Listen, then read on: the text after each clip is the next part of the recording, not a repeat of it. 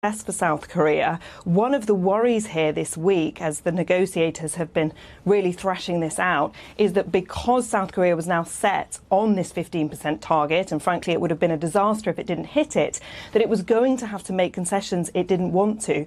But if you look at the details, there are some areas in which South Korea has really done quite well, chiefly that it hasn't had to compromise on its red lines.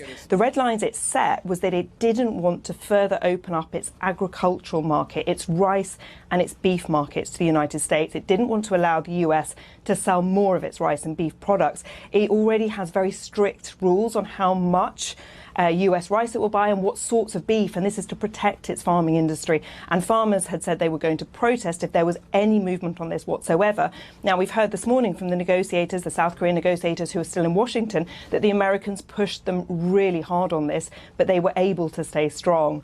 But even though this is being seen as a success here in South Korea this morning, it is worth noting that, you know, yes, given the current climate, we can call it a success. But up until this point, South Korea actually had a free trade agreement with the United States. So goods going either way were not really being taxed at all.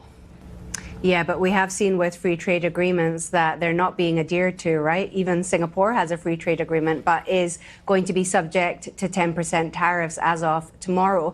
Jean, is there any concerns going forward? We're hearing that prices might get pushed up for the American customer. Is there any concern in South Korea about the demand for the goods that it produces?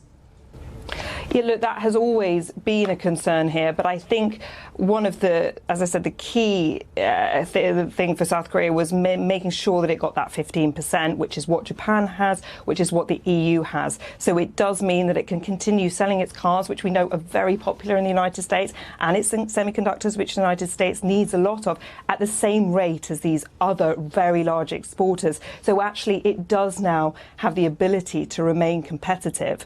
The other side of this deal is the investment that South Korea has promised the United States, $350 billion.